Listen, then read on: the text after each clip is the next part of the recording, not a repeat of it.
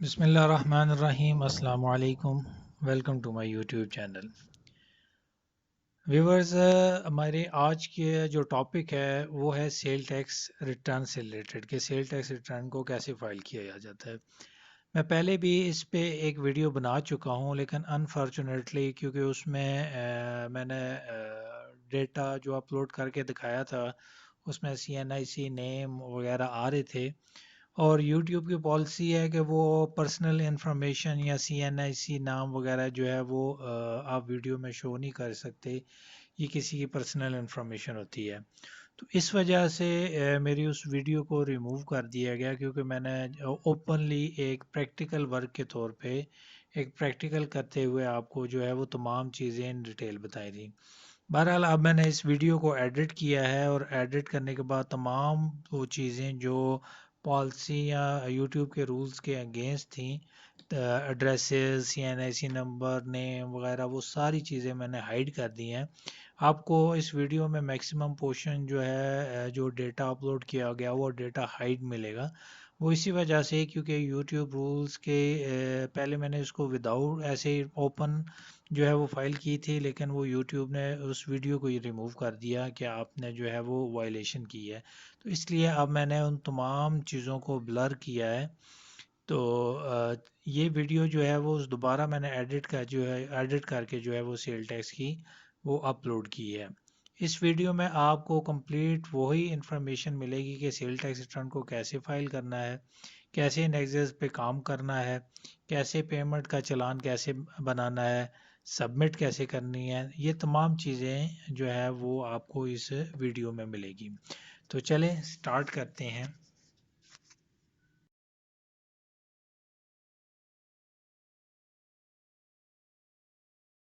آج کا ہمارا ٹاپک ہے کہ ریٹرن سٹارٹ ہونے سے لے کے سبمٹ ہونے تک تمام انیکسز کو جو ہے وہ کیسے فل کرنا ہے، یہ آج ہم اس ٹاپک میں کور کریں گے، اور ریٹرن سٹارٹ کرنے سے لے کے اور سبمٹ کرنے تک یہ چیزیں ساری، یعنی کہ ریٹرن میں آپ کو سبمٹ بھی کر کے دکھاؤں گا۔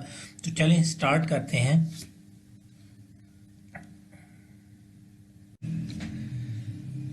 سب سے پہلے آپ نے آئرس کو اوپن کرنا ہے۔ آئرس کو اوپن کرنے کے بعد آپ نے آئرس کو جب اوپن کرنا ہے تو آپ کے سامنے اس طرح کی جو ہے وہ ونڈو اوپن ہو جائے گی۔ یوزر نیم پاسورڈ جب آپ ڈال کے اوپن کریں گے تو اس طرح جو ہے وہ ریٹرن اوپن ہو جائے گی، ٹھیک ہے۔ اس کے بعد آپ نے سب سے پہلا جو سٹیپ ہے وہ کیا کرنا ہے، آپ نے ڈکلیریشن میں جانا ہے، ریٹرن جہاں سے سٹارٹ ہوتی ہے، ٹھیک ہے، ڈکلیریشن میں جانا ہے۔ یہ سیکنڈ کالم میں آپ نے جو ہے وہ نیچے آنا ہے اسکرول کر کے، تو یہاں پہ دیکھیں 26(1) cell tax and federal excise return, اس کو آپ نے جو ہے وہ سلیکٹ کرنا ہے، ٹھیک ہے۔ جیسے ہی آپ اس کو سلیکٹ کریں گے تو پہلے یہ پیریڈ مانگے گا کہ پیریڈ کو سلیکٹ کریں۔ آپ نے پیریڈ کے بٹن پہ کلک کرنا ہے، اور یہاں پہ آپ نے ایئر ڈالنا ہے۔ یاد رکھیں فائنینشیل ایئر جو ہے وہ جولائی سے جون چلتا ہے، اسی طرح ٹیکس ایئر جو ہے وہ بھی جولائی سے جون تک چلے گا، ٹھیک ہے۔ ہم ایئر ڈالیں گے 2023، ٹھیک ہے، کیونکہ یہ جو ایئر اینڈ ہو رہا ہے جون 2023 کو، تو وہ جو ہے وہ 2023 کاؤنٹ ہوتا ہے، ٹھیک ہے۔ اس پہ 2023 لکھ کے ہم نے انٹر کیا تو یہ منتھ کھل گئے ہیں، ٹھیک ہے۔ اب میں یہاں پہ اپریل کی جو ہے وہ ریٹرن فائل کرنے لگا ہوں، تو اس میں آپ نے اپریل کو سلیکٹ کر لینا ہے۔ سکرول کر کے نیچے جائیں گے تو یہ دیکھیں 1 اپریل 2023 سے 30 اپریل 2023، یعنی کہ یہ ایک منتھ، اس کو اپریل کے مہینے کو یہاں سے آپ نے سلیکٹ کر لینا ہے، ٹھیک ہے۔ جیسے آپ یہ سلیکٹ کریں گے آپ کے پاس یہ جو ہے ریٹرن کا اس طرح کا فارمیٹ جو ہے وہ اوپن ہو جائے گا۔ اب آپ نے کرنا کیا ہے، یہاں پہ آپ یہ دیکھیں سب سے پہلے ڈیٹا انیکسر سی ہے، اس کے بعد انیکسر اے ہے، انیکسر بی ہے، انیکسر ڈی ہے، ایچ ہے، جے ہے، کے ہے، ای ہے، اس کے بعد یہ پیمنٹ کا بٹن ہے، اس کے بعد یہاں پہ دیکھیں یہ انیکسر ایف ہے، انیکسر جی اور انیکسر پی۔ بیسیکلی جب ریٹرن فائل کی جاتی ہے تو اکاؤنٹنٹ حضرات یہ جانتے ہوں گے کہ کچھ جو ہے وہ انیکسر جو ہیں وہ فل کیے جاتے ہیں۔ آج ہم اس کے بارے میں بتائیں گے کہ انیکسر کا کیا مطلب ہے اور ان کو کیسے فل کیا جاتا ہے۔ سب سے پہلے ہم کرتے ہیں انیکسر سی کو۔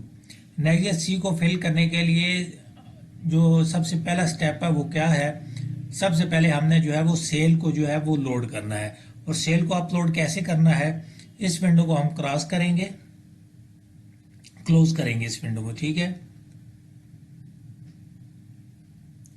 इस विंडो को क्लोज करने के बाद हम जाएंगे इनवॉइस मैनेजमेंट में, इस पे क्लिक करेंगे, इसमें है सेल लेजर, इस पे क्लिक करेंगे। इस पे क्लिक करने के बाद आपने यहाँ पे चले जाना डोमेस्टिक ट्रांजैक्शन पे, इस पे क्लिक करेंगे। इस पे क्लिक करेंगे तो ये आपके सामने जो है ये विंडो ओपन हो गई है, ठीक है। यहाँ आपने जो करना है चूज फाइल, ठीक है। यहाँ पे आप जो है वो एक्सेल की फाइल जो है वो अटैच करेंगे जो आपने प्रिपेयर की है। एक्सेल की फाइल में नेक्स्ट को कैसे प्रिपेयर करना है ये मेरी फर्स्ट जो वीडियो आई थी उसमें मैंने बताया था। इस डिस्क्रिप्शन में मैं उसका लिंक भी दे रहा हूँ जिसमें मैंने जो है वो Next.js के बारे में डिटेल बताया था कि Next.js को कैसे फिल करना है, Next.js की कौन कौन सी प्रॉब्लम्स हैं, कैसे वैलिड इनवैलिड का मसला आता है तो उसको कैसे सॉल्व करना है, वो सारी चीज़ें मैंने उसमें बताई हुई हैं, ठीक है। आप वहाँ से Next.js के बारे में जो है वो डिटेल इन्फॉर्मेशन ले सकते हैं। यहाँ से आप जब Next.js की एक्सेल की फाइल प्रिपेयर कर देंगे, जस्ट आपने यहाँ से इसको अटैच करना है, ठीक है। मैंने प्रिपेयर करके रखी हुई है, मैं जस्ट इसको अटैच करूँगा। यहाँ से आपने इंपोर्ट की फाइल, इंपोर्ट करने के बाद आपने इसको वैलिडेट करना है। वैलिडेट करके आपने नीचे स्क्रॉल करके चेक करना है कि कोई इनवॉइस इनवैलिड तो नहीं रह गई, ठीक है। ये देखिए हमारे 2 पेज हैं और सब पे जो है वो वैलिड का आ रहा है कि तमाम इनवॉइस वैलिड है। यहाँ पे जो है वो हमारी जो सेल जो है वो अपलोड की है। अब हमने इस विंडो को भी क्लोज करना है। याद रखें सेल को आपने अपलोड करना है तो इनवॉइस मैनेजमेंट में जाके, सेल को कोई इनवॉइस आपने एडिट करनी है तो भी वो इनवॉइस मैनेजमेंट में ही होगी, ठीक है। अब इस विंडो को क्लोज करेंगे यहाँ से। अब दोबारा ये जो है जो हमने रिटर्न खोली थी इस पे क्लिक करेंगे और अब हमने इसको एडिट करना है, ठीक है। एडिट के बटन पे क्लिक करेंगे तो हम वापस जो है वो उस रिटर्न में आ जाएंगे। अब हमने क्या करना है, अब आपने Next.js में आ जाना है।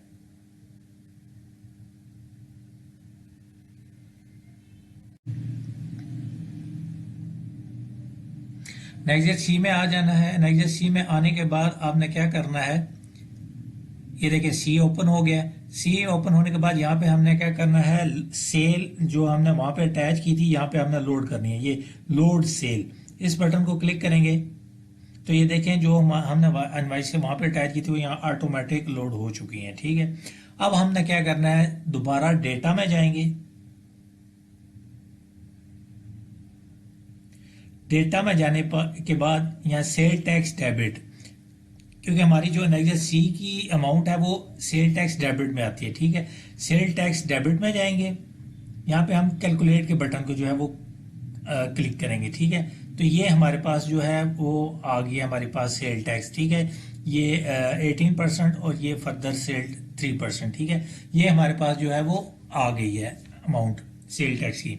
अब क्या करना है आपने, अब आपने इसको क्या क्रॉस टैली कर लेना है अपनी एक्सेल की फाइल से कि आपने जो सेल की अमाउंट जो आपके पास आ रही है टोटल सेल टैक्स की वो और ये मैच होनी चाहिए, ठीक है। ताकि ये मैच इसलिए आप क्रॉस टैली कर लें ताकि कोई एरर हो या कोई प्रॉब्लम आ रहा हो या फिगर ऊपर नीचे आ रहा हो, 1 2 3 रुपए का हैर होती है क्योंकि ये राउंड फिगर करके लेता है, ठीक है, पॉइंट्स की वजह से। तो आपने इसको क्रॉस टैली करना है कि ये बिल्कुल फिगर मैच हो रही है, कोई इनवॉइस इनवैलिड तो नहीं हो रही। ये दूसरी जो है वो चेकिंग का तरीका है कि इनवाइस कोई वैलिड, क्योंकि जैसे ही कोई इनवाइस इनवैलिड होगी वो यहाँ पे जो है वो इस अमाउंट में शामिल नहीं होगी, वो इस अमाउंट में शामिल ही नहीं करेगा, ठीक है। तो यहाँ से आपको पता चल जाता है कि हमारी सारी इनवाइसें वैलिड हुई हैं या कोई रह गई है, ठीक है। आपने इसको क्रॉस टैली कर लेना है। अब हमारा जो Next.js है वो कंप्लीट है। अब हमने अगला स्टेप क्या करना है, दोबारा Next.js में जाएंगे। Next.js में आने के बाद ये देखिए हमारे पास आ रहा है सबमिट। अब क्योंकि Next.js को आपने अपलोड करने के बाद सबमिट भी करना है तो ये सबमिट के बटन पे हम क्लिक करेंगे, ठीक है। ये हमारा Next.js जो है वो सबमिट हो चुका है। ये हमारा एक पॉइंट जो है वो क्लियर हो गया Next.js के बारे में, ठीक है। अब दूसरा पॉइंट कि अगर आप आपने एनेक्सर सी में इनवाइस कोई अपलोड किया है और बाद में आपको और आपने एनेक्सर सी को सबमिट भी कर दिया है और बाद में आपको याद आई है नहीं यार उसका नेम गलत था या मैंने उसका एनटीएन गलत डाल दिया, तो अब मैं क्या करूं? ठीक है, तो कुछ भी नहीं करना, आपने जस्ट इसको अनसब, ये आगे अनसब का बटन आ रहा है, इस पे आपने क्लिक करना है। ठीक है, जैसे क्लिक करेंगे तो ये देखें ये अनसब हो चुकी है, सबमिट का बटन दोबारा ओपन हो चुका है। ठीक है, अब आपने जो भी फॉर एग्जांपल आपने ये इनवाइस जो है इसको इसमें चेंजिंग करनी है, तो आप इसको पहले यहाँ से टिक करेंगे।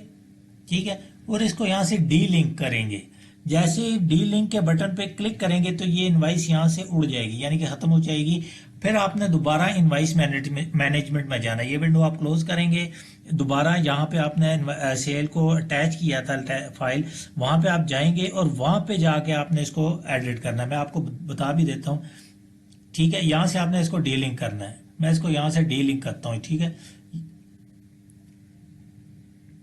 इसको मैंने 1 को डी लिंक कर दिया। अब मैं इसको विंडो को क्लोज करता हूं।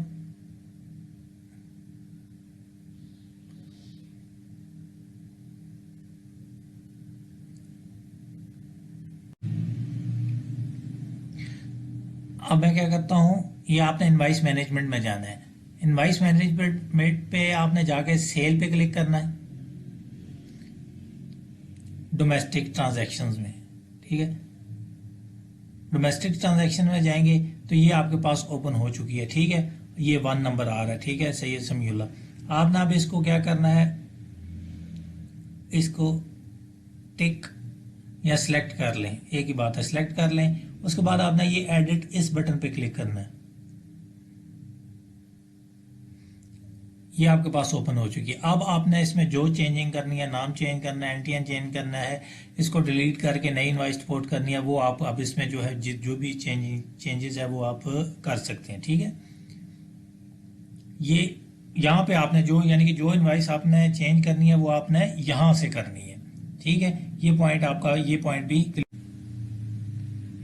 विंडो को क्लोज करने के बाद हम दोबारा जो है वो वापस रिटर्न में आते हैं, रिटर्न पे क्लिक करना है और आपने एडिट करना है। ठीक है, तो हम दोबारा जो है वो रिटर्न में आने के बाद आपने दोबारा नेक्स्ट सी में जाना है और यहाँ पे आपने सेल लोड सेल, क्योंकि जो आपने दोबारा लोड करनी है, जो आपने डी लिंक की थी उसको आपने दोबारा इनवाइस को जो है वो अपलोड करना है। आप दोबारा लोड सेल पे क्लिक करेंगे तो वो जो डी लिंक हुई थी या जो इनवाइस पेंडिंग थी वो भी अपलोड हो जाएंगी, या जो आपने डी लिंक की थी एडिट के लिए वो दोबारा वापस इसमें आ जाएगी। ठीक है, उसके बाद आपने सेल को सबमिट कर देना है। ठीक है, ये हमारा नेक्स्ट सी यहाँ पे खत्म हो जाता है, कंप्लीट हो गया। उसके बाद एनेक्सर ए की तरफ आते हैं। एनेक्सर ए क्या चीज़ है? एनेक्सर ए में आपकी परचेजेस हैं। ठीक है, यानी कि जो चीज़ आपने परचेज की है वो सारी एनेक्सर ए में आ रही होती हैं। अब इसको कैसे लोड करना है? एनेक्सर ए पे आपने आना है, यहाँ पे करना है लोड इनवाइसेस। ठीक है, लोड इनवाइस करेंगे तो ये खुल जाएगी विंडो, या ये सर्च का बटन आ रहा है। ठीक है, इस सर्च के बटन पे जो है वो आपने क्लिक करना है। तो सर्च के बटन पे जैसे क्लिक करेंगे तो ये देखें ये सारी इनवाइसेस जो हैं वो जो आपने परचेज की है ये उसकी इनवाइसेस आ रही हैं। अब आपने क्या करना है, यहाँ से इन इनवाइसेस को सिलेक्ट करना है, जो जो इनवाइस आपने उठानी है। ठीक है, जिसका आपने टैक्स क्लेम करना है। ठीक है, मैं इन 3 इनवाइसेस का टैक्स क्लेम करना है, मैंने इन 3 को सिलेक्ट किया और यहाँ क्लेम के बटन पे जो है ना वो मैंने क्लिक कर दिया। ठीक है, ये तीनों इनवाइसें ये आ चुकी हैं। ठीक है,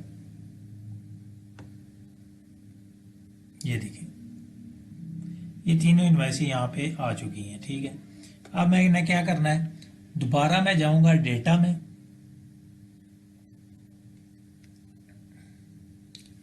डेटा में जाने के बाद ये सेल टैक्स क्रेडिट, इस पे मैंने क्लिक करना है। ठीक है, इस पे क्लिक करने के बाद ये सेल टैक्स क्रेडिट का पोर्शन ओपन हो गया। अब मैं यहाँ पे कैलकुलेट के बटन को प्रेस करता हूँ तो ये देखें जितनी परचेज की इनवाइसेस मैंने उठाई थी ये उनका सेल टैक्स मेरे पास आ चुका है। ठीक है, यानी कि जो सेल टैक्स मैंने क्लेम करना है वो ये आ चुका है। ठीक है, वो आ गया सेल टैक्स क्रेडिट में, और जो सेल टैक्स डेबिट में वो है जो सेल टैक्स मैंने सेल पे करना है। ठीक है, ये 2 चीज़ें क्लियर हो चुकी हैं। ठीक है, अब तीसरा हमारे पास क्या आ रहा है, नेक्सर बी यानी इंपोर्ट। ठीक है, इंपोर्ट यानी कि जो चीज़ें आपने बाहर से कि फॉरेन कंट्री से मंगवाई हैं, ठीक है, वो जो है वो नेक्सर बी में आ रही होंगी। यहाँ पे आपने सिंपल और कुछ नहीं करना, सिर्फ यहाँ पे उसी तरह जैसे आपने परचेज को अपलोड किया था, ये है लोड जीडी। ठीक है, इस जीडी में जो है वो आपकी सारी डिटेल आ रही होती है, वैल्यू, जीएसटी, इनकम टैक्स की सारी डिटेल इसमें आ रही होती है। आपने इस लोड जीडी के बटन पे क्लिक करना है। ठीक है, और ये सर्च के बटन पे जैसे आपने परचेज में एनेक्सर ए में किया था, सेम यही काम आपने इसमें करना है। सर्च पे क्लिक करेंगे। ठीक है, अगर कोई इंपोर्ट हुई, क्योंकि आजकल इंपोर्ट बंद है तो इसलिए इंपोर्ट वगैरह नहीं हो रही, तो अगर आपकी इंपोर्ट हुई तो आप जैसे सर्च पे क्लिक करेंगे तो यहाँ पे जो है वो इंपोर्ट की जीडीज आ जाएंगी। आपने उसी तरह उसको सिलेक्ट करना है जैसे एनेक्सर ए में परचेजेस को सिलेक्ट किया था, और क्लेम के बटन पे क्लिक कर देना है और आपकी जो है वो इंपोर्ट भी आ जाएगी। ठीक है, अब अगला स्टेप क्या है, एक्सपोर्ट एनेक्सर डी। इसमें यह है कि जो आपने एक्सपोर्ट किया है, ठीक है, जो आपने एक्सपोर्ट किया है वो जस्ट इनवाइसेस जो है वो आप जाके उसी तरह लोड करनी है जैसे आपने पहले इनवाइस सेल इनवाइस जो है वो लोड की थी इनवाइस मैनेजमेंट में जाके। ठीक है, सिर्फ वहाँ पे जो है वो ऑप्शन होगा एक्सपोर्ट का, वहाँ पे आपने एक्सपोर्ट में जाना है और यहाँ पे आपने आके लोड जीडी वगैरह सारा कुछ कर देना है। ठीक है, ये जीडीज वगैरह जो बनेगी कस्टम की वो यहाँ से ऑटो उठाएगा। ठीक है, इनवाइस आपने पहले इनवाइस जो है वो पोस्ट की होगी, जीडी उसकी ये कस्टम की जो है वो यहाँ से वो ऑटो उठा लेगा। ठीक है, इसके बाद आता है एनेक्सर एच। एनेक्सर एच जैसे नाम से ही जाहिर है स्टॉक स्टेटमेंट। ठीक है, स्टॉक स्टेटमेंट यहाँ पे आप जो है वो स्टॉक मेंटेन कर सकते हैं। ये ऊपर एच एस कोड दिया हुआ है, मतलब किस एच एस कोड का स्टॉक है। यहाँ पे आइटम नाम है, ये यूनिट ऑफ मेजर्स यानी कि आपने किस यूनिट में मेजर किया और उसका सेल टैक्स रेट क्या आप चार्ज कर रहे हैं। ठीक है, या सेल टैक्स रेट क्या चार्ज हो रहा है, यानी कि जो जिन्होंने रिफंड लेना होता है तो उसके लिए लाजमी है कि पहले आपका स्टॉक जो है वो मेंटेन हुआ हो। ठीक है, ज़्यादातर जो अकाउंटेंट है वो मतलब एनेक्सर एच को ज़्यादातर स्किप कर जाते हैं, मतलब A B D J F यानी कि ये 3-4 जो एनेक्सर अमूमन जो है वो फाइल होते हैं, बाकी जो है वो स्किप कर दिए जाते हैं। लेकिन इसमें इस टॉपिक में मैं आपको तमाम एनेक्सर के बारे में बताऊंगा ये है क्या चीज़। आगे आ जाता है एनेक्सर जे। एनेक्सर जे क्या चीज़ है, मैन्युफैक्चरर के लिए जो है वो एनेक्सर जे जो है वो लाजमी फाइल करना होता है। इसमें जो है वो आपके तमाम प्रोडक्शन का डेटा आ रहा होता है। मींस अब ये देखें यहाँ पे आ रही है पहले मैनेज लिस्ट, अगर आप इसको क्लिक करते हैं ना तो ये देखें तमाम इसमें आइटम्स आ रही हैं। ठीक है, sugar, tea bag, cigarette, arrear water, paper board, यानी कि तमाम इसमें तकरीबन ये 60-70 के करीब जो है वो आइटमें आ रही हैं। ठीक है, तो मैन्युफैक्चरर ने पहले अपनी अमाउंट सेलेक्ट करनी होती है कि वो क्या चीज़ मैन्युफैक्चर कर रहा है। ठीक है, यहाँ से जब आप इसको फॉर एग्जांपल, क्योंकि मैं सोप की रिटर्न पे काम कर रहा हूँ, लेकिन मैं आपको बताने के लिए सॉरी, ये मैं शुगर, बल्कि मैं यहाँ से ये टॉयलेट सोप, मैं इस पर क्लिक करके ना ये इसको सिलेक्ट कर लिया। ठीक है, ये यहाँ पे आ गया टॉयलेट सोप। ठीक है, अब आपने इसको क्या करना है, आगे इसका फिलिंग करनी है। सबसे पहले क्या आ रहा है, monthly installed capacity. Installed capacity वो होती है जो आपने प्लांट इंस्टॉल किया हुआ है उसकी प्रोडक्शन कितनी है, यानी कि जब वो एक टाइम या 24 घंटे चलता है तो वो मैक्स अपनी फुल कैपेसिटी के साथ कितनी प्रोडक्शन देता है। ये अलहदा बात है आप फुल उसकी प्रोडक्शन उस पर ले रहे हैं या उससे कम प्रोडक्शन ले रहे हैं, ये आप पे डिपेंड करता है या कंपनी पे। लेकिन उसकी यहाँ पे आपने उसको बताना है कि उसकी कैपेसिटी कितनी है। ठीक है, जो न्यू प्लांट जब वो कंपनी मैन्युफैक्चर करती है तो एक उसकी कैपेसिटी होती है कि ये हाँ जी ये इतनी जो है वो फॉर एग्जांपल सरफ के बैग या साबुन की टिक्कियाँ निकाल सकता है। ठीक है, तो आपने बताना है या इतना वो माल तैयार कर सकता है कि यहाँ पे उसकी प्लांट की कैपेसिटी कितनी है। ठीक है, आगे आ जाता है जी क्वांटिटी ओपनिंग बैलेंस। यहाँ पे आपका ओपनिंग यानी कि पिछले मंथ का बैलेंस आ जाएगा। ठीक है, मैट्रिक टन में है। Unit of measure, unit of measure यहाँ पे जो है वो चैप्टर 2 है सेल्स टैक्स का सेक्शन 14, वहाँ पे आप जो है वो जाके यूनिट ऑफ मेजर को स्टडी कर सकते हैं। तो कोशिश करें कि आपका यूनिट ऑफ मेजर वही हो जो उसमें हो ताकि आपकी रिटर्न जो है वो बिल्कुल एक्यूरेट चल सके। ठीक है। यहाँ पे आपने यूनिट ऑफ मेजर लेना है, क्वांटिटी प्रोड्यूस यानी कि आप कितनी मंथ में क्वांटिटी प्रोड्यूस कर रहे हैं, ठीक है, यानी कि कैपेसिटी कितनी है और आप कितनी बना रहे हैं, ठीक है। क्वांटिटी सप्लाई आपकी है, क्वांटिटी सप्लाई कितनी है की है। उसके बाद वैल्यू ऑफ क्वांटिटी सप्लाइड यानी कि जो आपने क्वांटिटी सप्लाई की है उसकी वैल्यू क्या है। उसके बाद आगे आ जाता है ये बैलेंस, जब आप वो ऑटो उठा लेगा, ठीक है।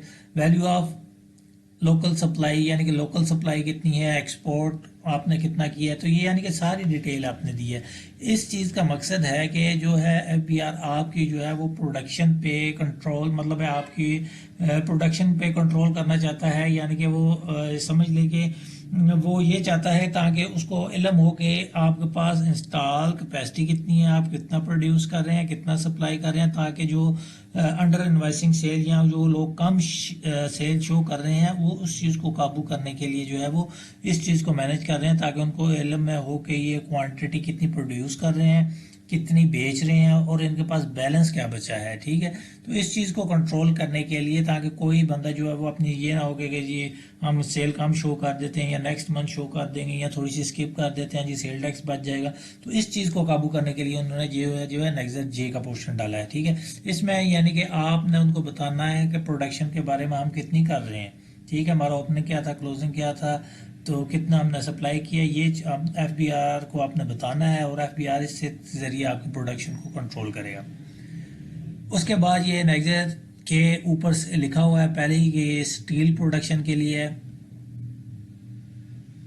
इसको भी ओपन करके चेक कर लेते हैं, ठीक है। इसमें ये स्टील प्रोडक्शन के लिए ये सारी चीज़ें इसमें जो है वो स्टील प्रोडक्ट की आ रही हैं, ठीक है। नेक्सर ई फेडरल एक्साइज के लिए, यानी कि यहाँ नेक्सर जे तक ज़्यादातर जो रिटर्न फाइल होती हैं वो नेक्सर जे तक फाइल होती हैं, ठीक है।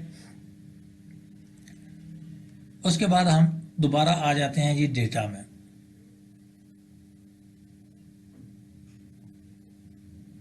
नेक्सर जे तक आपको जो है वो क्लियर हो गया होगा, ठीक है। अब यहाँ पे हम कैलकुलेट को बटन को प्रेस करते हैं, सेल टैक्स क्रेडिट में भी कैलकुलेट के बटन को प्रेस करते हैं। अब आ जाते हैं जी पेबल्स में, इस पे भी कैलकुलेट का बटन प्रेस करते हैं और देखते हैं हमारा पेबल्स बना कितना है, ठीक है। हमारा पेबल जो हमारा जो टैक्स पेबल है यानी कि इनपुट, ये इनपुट आ गया और ये आउटपुट आ गया टैक्स, ठीक है। ये इनपुट जो हमने टैक्स क्लेम किया जो हमें परचेज पे मिला है, और ये आउटपुट वो टैक्स है जो हमने सेल किया और उस पर जो कस्टमर से हमने लिया जो हमने एफबीआर में जमा करवाना है, ठीक है। इनपुट माइनस आउटपुट, हमारे पास क्या बचा है, हमारे पास बच गया है जी पेबल, बैलेंस पेबल 1,80,300, ये हमने पे करना है, ठीक है। अब इसमें पॉइंट ये है, अगर आपका इनपुट जो है वो ज़्यादा है और आउटपुट कम है, मतलब है कैरी फॉरवर्ड टैक्स आ रहा है, तो आपने सेल टैक्स का यानी कि इस अमाउंट का जो है वो 10% और प्लस फर्दर टैक्स, इधर मैं आपको बताता हूँ। यानी कि अगर आपका जो है वो इनपुट ज़्यादा है, परचेजेस पे आपका टैक्स ज़्यादा है और जो आपने सेल किया उस पर टैक्स कम आ रहा है, ठीक है, तो क्या होगा, जो रूल है, रूल के मुताबिक ये है कि ये जो सेल टैक्स है 18%, इसका 10% सीधा सीधा और जमा ये जो फर्दर 3% है ये पूरी अमाउंट, ये जमा कराओ, आपको जमा करके इन दोनों को जो अमाउंट आएगी वो आपने लाजमन पे करनी होती है, चाहे आपका जो है वो इनपुट जो सेल टैक्स इनपुट ज़्यादा और आउटपुट कम हो, ठीक है। यानी कि आपने के पास जो टैक्स क्लेम किया आपने वो उसकी अमाउंट ज़्यादा होगी और जो आपने पे करना उसकी कम होगी, ठीक है। लेकिन अगर फिर आपने ये लाजमी करना, ये मतलब ये रूल है, एफबीआर जो है वो ऑटोमेटिक कैलकुलेट कर देगा 10% इसका सेल टैक्स का 10% जमा ये 3%, ठीक है। तो ये जितनी अमाउंट आएगी ये वो आपने पे करनी है, ठीक है। क्योंकि मेरे पास जो है वो इनपुट कम था आउटपुट ज़्यादा था, इसलिए इसने जो है वो सीधा सेल टैक्स बना दिया, ठीक है। अब ये बन गया 1,80,300, इसका जो है वो चालान बनेगा, ठीक है, यानी कि इसका PSID बनेगी और हम इसको जो है वो चालान पे करेंगे। अब ये कैसे करते हैं, चलें इसकी जो है वो PSID जनरेट करके बताता हूँ आपको। PSID प्रिपेयर करने के लिए आपने पहले सेल टैक्स रिटर्न में जाना है, नेशनल सेल टैक्स रिटर्न में। उसके बाद आपने पेमेंट ऑफ सेल टैक्स में जाना है। और ऊपर आपने ई पेमेंट्स के चलान, इसमें नीचे क्लिक करना है और नीचे सेल टैक्स पे क्लिक कर देना है। तो आपके सामने ये विंडो ओपन हो जाएगी। यहाँ पे आपने टैक्स ईयर को सिलेक्ट करना है।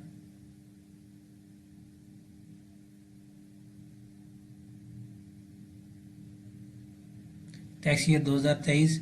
यहाँ पे आपने मंथ सिलेक्ट करना है। मंथ आ जाएगा अप्रैल 2023, यानी कि जिस मंथ की आप जो है वो PSID बना रहे हैं, पेमेंट चलान।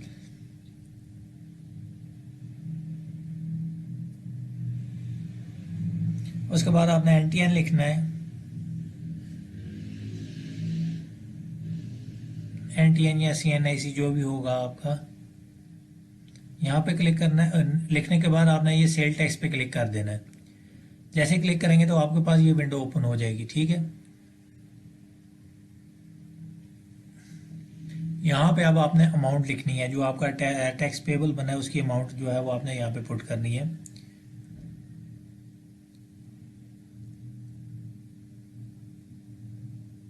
आपने देखा जो रिटर्न में अमाउंट आ रही थी पेबल में, वो ये अमाउंट हमने यहाँ पे लिख दी है। ठीक है, दोबारा अमाउंट जो है वो यहाँ पे नीचे लिखेंगे।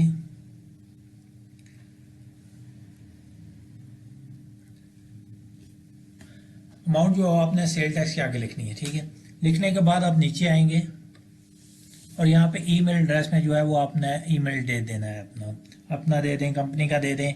ये इसलिए होता है कि यहाँ ये जो PSID एक कॉपी है जो वो आपकी ईमेल एड्रेस पे, जो आप यहाँ पे ईमेल देंगे वहाँ पे आ जाएगी।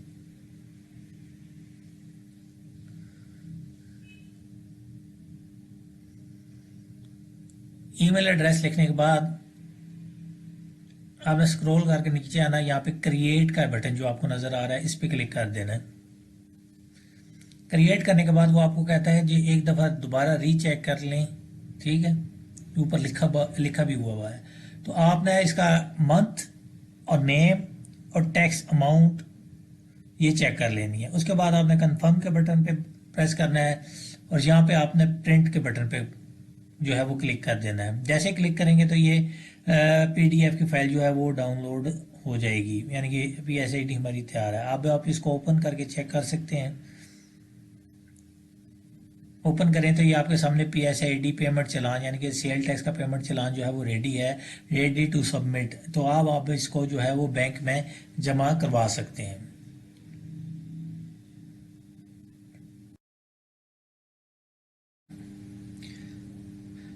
चालान जमा हो चुका है। अब चालान को कहाँ से अटैच करना है, तो ये आपको सामने पेमेंट का बटन नज़र आ रहा है। आपने इस पर क्लिक करना है, ये प्लस वाले बटन है, इस पर क्लिक करना है। तो ये देखें, ये जो चालान आपने जमा करवाया है, जब यहाँ जो आप चालान जमा करवाएंगे वो ये सामने शो हो रहा होगा। ठीक है, यहाँ से आपने इसको सिलेक्ट कर लेना है और क्रॉस। ये जो चालान था ये अब अटैच हो चुका है। ठीक है, अब हम वापस डेटा में आते हैं।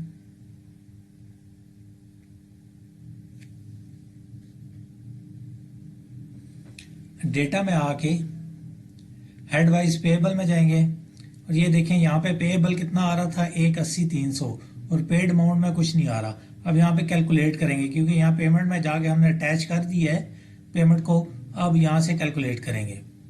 ठीक है, तो ये देखें 180,300, यानी कि पेएबल इतना था और पेड अमाउंट जो चलान पे हो चुका वो 180,300, यानी कि नेट फैक्ट 0। ठीक है, ये हमारा जो है वो पेएबल जो है वो टैली हो गया। ठीक है, जितनी अमाउंट पेएबल थी उतना हमने पे कर दिया। ठीक है, अब नेक्स्ट पॉइंट क्या आता है?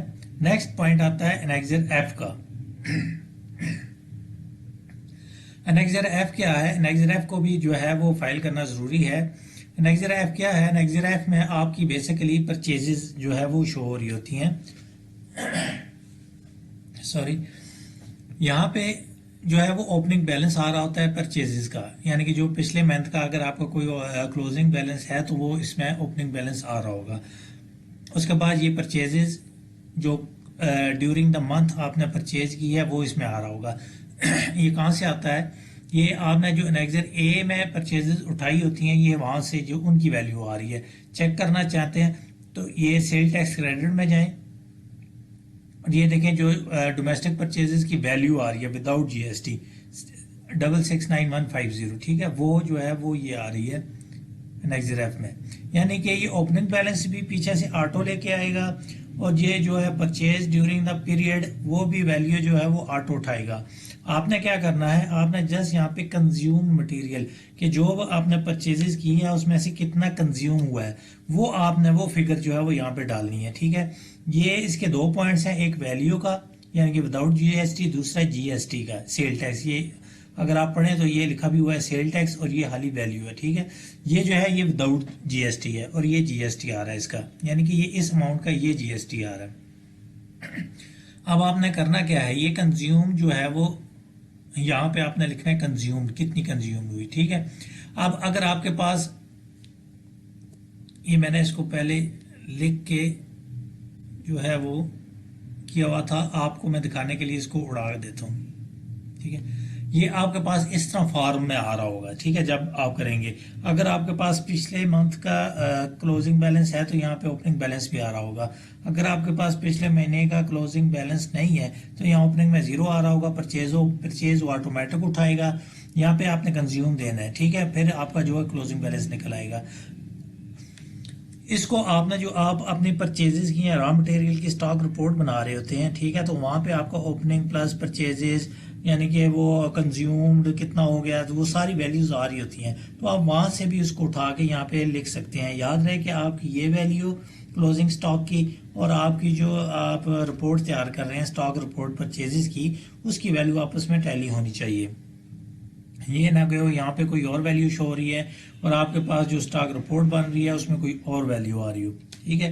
तो आपने यहाँ पे जो है वो मटेरियल कंज्यूम यानी कि जितना आपने परचेज किया उसमें से कितना जो है वो कंज्यूम हो गया। यहाँ पे आपने ना सेल की वैल्यू लिखनी है ना फिनिश गुड्स की वैल्यू लिखनी है, just raw material, just purchase जो आपने मटेरियल परचेज किया है ये उसका नाइजर है, ठीक है। अब मेरे जो है वो स्टॉक रिपोर्ट के मुताबिक जो है वो मैंने तमाम मटेरियल को कंज्यूम कर लिया है, क्योंकि मेरे पास ये जो रिटर्न छोटी है ये मंथ टू मंथ जो है वो उस तरह चलती है, ठीक है। अगर बड़ी फर्म जो होती हैं उनका जो है वो स्टॉक ओपनिंग क्लोजिंग साथ साथ चल रहा होता है, ठीक है। अब मेरे पास क्योंकि मेरी रिपोर्ट के मुताबिक जो है वो स्टॉक ज़ीरो है तो मैं इसको पूरा ले लूँगा, मैं इसकी पूरी फिगर जो है वो डाल दूँगा, ठीक है। और ये जो है इसका जीएसटी है ये इसकी भी पूरी फिगर मैं यहाँ से ले लेता हूँ। तो ये देखें कि मेरा क्लोजिंग स्टॉक 0 है और मेरी रिपोर्ट के मुताबिक भी जो है वो क्लोजिंग स्टॉक 0 है। नेक्स्ट मंथ मेरा स्टॉक नहीं है, ठीक है। अगर आपके पास जो बड़ी फर्म्स होंगी उनका यहाँ पे ओपनिंग भी आ रहा होगा, कंज्यूम के बाद यहाँ पे क्लोजिंग भी आ रहा होगा, ठीक। तो इस तरह जो है वो आपने NextEF को फाइल करना है और ये जो अमाउंट आ रही होती है क्लोजिंग की, अब यहाँ पे देखिए जो क्लोजिंग बैलेंस है जीएसटी का वो 0 है, तो यहाँ पे अगर आप पेबल में इसको चेक करना चाहें तो यहाँ पे कैरी फॉरवर्ड भी 0 होगा, कैरी फॉरवर्ड 0, ठीक है। अगर यहाँ पे कोई बैलेंस शो हो रहा होता NextEF में यानी कि क्लोजिंग जीएसटी में कोई शो हो रहा होता तो यहाँ पे पेबल्स में ये कैरी फॉरवर्ड में भी आ रहा होता कि जी आपका कैरी फॉरवर्ड ये वो मतलब है इतना हो रहा है, ठीक है। तो आपने NextEF को इस तरह फाइल करना है अपनी स्टॉक रिपोर्ट के मुताबिक कि आपने जो मटेरियल परचेज किया है उसको कितना कंज्यूम किया है, ठीक है। तो यहाँ पे उसका कंज्यूम की जो है वो वैल्यू आ जाएगी विदाउट जीएसटी, यहाँ पे कंज्यूम का जीएसटी यानी कि इस वैल्यू का जीएसटी इधर आ जाएगा, ठीक है। उसके बाद जो आपका बचेगी अमाउंट ऊपर वो हो जाएगा रॉ मटेरियल का क्लोजिंग बैलेंस, क्लोजिंग स्टॉक, और नीचे जो है वो उसका रॉ मटेरियल के क्लोजिंग स्टॉक का जीएसटी क्लोजिंग, ठीक है। इस तरह आपने जो है NextEF को फाइल करना है। NextG एरियर्स का है, ज़्यादातर लोग जो है वो इसको छोड़ देते हैं। जो रिटर्न फाइल्स होती है वो बस यहाँ NextEF तक ही है, ठीक है। जो बेसिकली NextEF फाइल होते हैं रिटर्न को फाइल करने के लिए NextC, NextA, NextB, NextD अगर आपके पास एक्सपोर्ट है। उसके बाद आपने NextJ में प्रोडक्शन जो है वो अपनी स्टॉक जो है वो शो करनी है, उसके NextH में स्टॉक स्टेटमेंट, उसके बाद NextEF, ठीक है। तो ये NextEF जो है वो बेसिकली जो है वो रिटर्न फाइल करने के दौरान जो है वो फाइल होते हैं। अब हमारी जो है वो रिटर्न कंप्लीट है सबमिट होने के लिए। अब हमने क्या करना है, अब हमने इसको जस्ट कैलकुलेट के बटन पे क्लिक करना है, वेरीफाई करनी है। वेरीफाई करने के लिए यहाँ पे अब हम जो है वो इसका پن ڈالیں گے. ٹھیک ہے, پن ڈالنے کے بعد جو ہم جو ہے اس کو سبمٹ کریں گے. میں اب اس کا یہاں پہ آپ کو پن ڈال کے دکھاتا ہوں. یہاں پہ آپ نے پن ڈالنا ہے. پن ڈالنے کے بعد آپ نے ویریفائی پن پہ کلک کرنا ہے.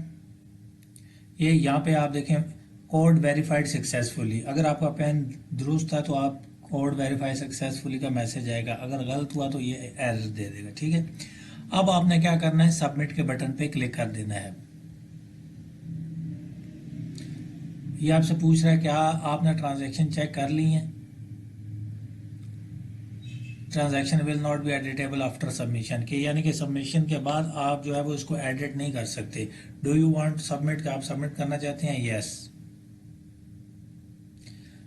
یہ کیا کہہ رہا ہے, یہ کہہ رہا ہے جی calculation must be exceeded before submission, کہ ایک دفعہ جو ہے آپ اس کو مزید کیلکولیٹ کریں. تو آپ ڈیٹا میں جائیں گے. ڈیٹا میں جانے کے بعد اس کیلکولیٹ کے بٹن کو ایک دفعہ آپ نے پریس کر دینا. اس کے بعد آپ نے اس کو سبمٹ کر دینا ہے.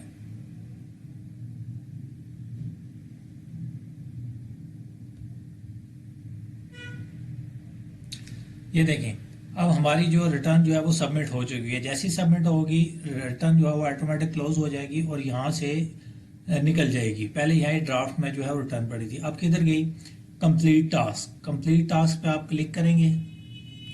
ڈکلیریشن یہاں پہ جائیں گے تو یہ جو ہے آپ کی سبمیٹڈ جو ریٹرنز ہیں وہ یہاں پہ پڑی ہوتی ہیں. یہ دیکھیں 2023 1 اپریل تو 30 اپریل, یعنی کہ یہ ہماری ریٹرن جو ہے وہ سبمٹ ہو چکی ہے. اب آپ نے اس کو کھول کے پرنٹ کیسے لینا ہے, اس پہ کلک کریں گے. ویو پہ جائیں گے. ویو پہ جانے کے بعد جسٹ آپ نے پرنٹ ود انیکسس اس پہ کلک کریں گے